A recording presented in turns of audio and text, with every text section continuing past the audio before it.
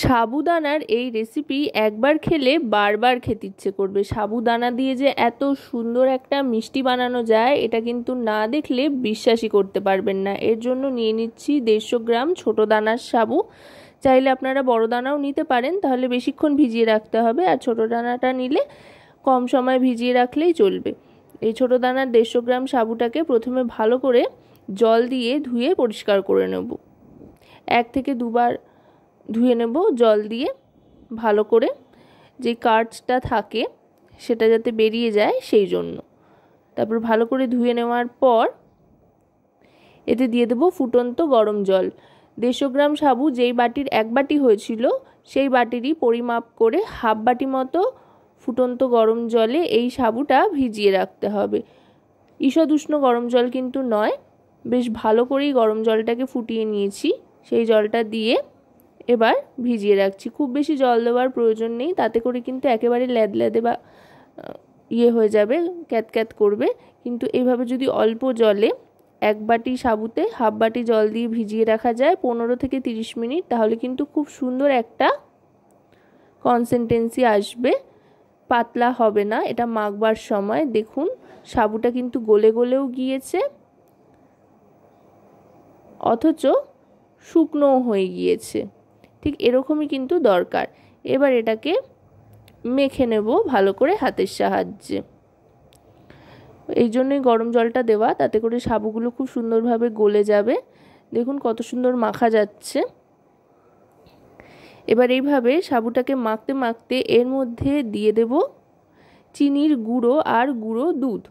চিনির গুঁড়োই ব্যবহার করবেন, দানা চিনি কিন্তু ব্যবহার করবেন না, তাহলে মাখতে সমস্যা হতে পারে। 2 চামচ মতো চিনি গুঁড়ো এখানে নিয়ে নিচ্ছি, বড় চামচের 2 চামচ চিনি গুঁড়ো দিয়ে দিলাম ভর্তি করে। এবার দিয়ে দেব গুঁড়ো দুধ। 10 টাকার যে আমুলের গুঁড়ো দুধের প্যাকেট পাওয়া যায় সেই 1 প্যাকেট গোটাটাই দিয়ে দিলাম। 150 গ্রাম সাবুর জন্য এইটুকুই যথেষ্ট।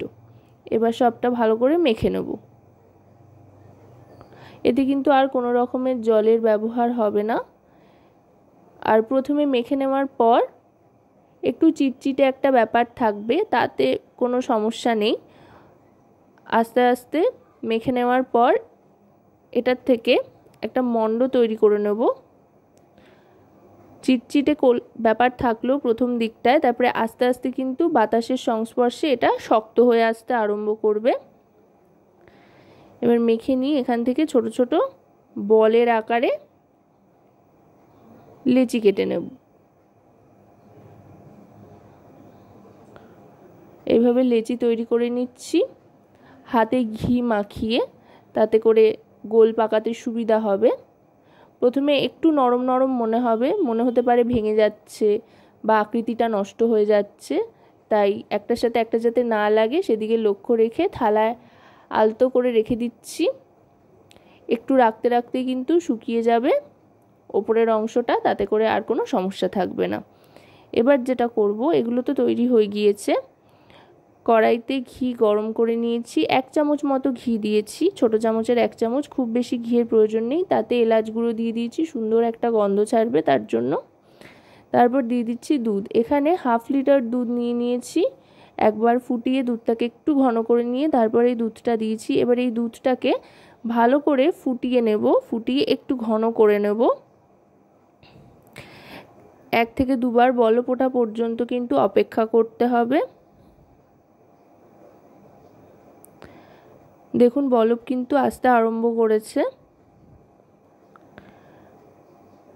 আশা করব রেসিপিটি আপনাদের ভালো লাগবে। ভালো লাগলে অবশ্যই রান্নাবাটি চ্যানেলটিকে সাবস্ক্রাইব করে লাইক শেয়ার কমেন্টের মাধ্যমে আমাদের পাশে থাকবেন, আর পাশে থাকা বেল আইকনটি অন করে দেবেন সবার আগে সমস্ত রকম নতুন রান্নার নোটিফিকেশান পাওয়ার জন্য।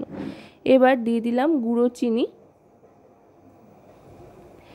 মোটামুটি 1 কাপ মতো চিনি গুঁড়ো করে নিয়েছিলাম, সেখান থেকে 2 চামচ সাবু মাখাতে দিয়েছি, আর বাকি চিনির গুঁড়োটা কিন্তু দুধে দিয়ে দিলাম। চিনির গুঁড়ো দিয়ে একটু ফুটিয়েই এবার এই সাবুর বলগুলো দিয়ে দিতে হবে। এই বলগুলো কিন্তু দুধে যত ফুটবে ততই বড় হয়ে উঠবে, বেশ যতটা বানিয়েছিলাম তার থেকে ডবল হয়ে যাবে আকৃতিতে। আর এটা যতই ফোটান ভেঙে যাওয়ার কিন্তু কোনো রকম সম্ভাবনা নেই, তার জন্য ফুটিয়ে বেশ ভালো করে ঘন করে নিতে হবে। গ্যাসের ফ্লেমটা মিডিয়াম টু হাইতে রেখে ভালো করে ফুটিয়ে নিচ্ছি। দেখুন এগুলো কিন্তু বেশ বড় বড় হয়ে উঠেছে, দেখতে অসাধারণ লাগছে। ফট করে দেখলে কিন্তু মনে হবে যেন রসমালাই, আর খেতেও কিন্তু অপূর্ব হয়। একবার যে খাবে সে কিন্তু একেবারে প্রশংসায় পঞ্চমুখ হয়ে উঠবে আপনার। অসাধারণ খেতে লাগে আর দেখতেও কিন্তু খুব সুন্দর হয়। সাধারণত সাবুর পায়েস তো আমরা বানিয়ে খেয়েই থাকি, তবে এভাবে একবার দুধ সাবু বানিয়ে দেখবেন, অসম্ভব সুন্দর খেতে হয় আর দেখতেও খুবই লোভনীয় হয়। এবার গ্যাসের ফ্লেমটা অফ করে দিয়েছি, আর এটাকে বেশি ঘন করার প্রয়োজন নেই। সাবু যেহেতু দুধ টানবে তাই ঘন হয়ে যাবে আরও। এবার এটাকে সার্ভ করে দিচ্ছি। তো আজকের এই রেসিপিটা আপনাদের কেমন লাগলো অবশ্যই কিন্তু কমেন্টের মাধ্যমে জানাবেন।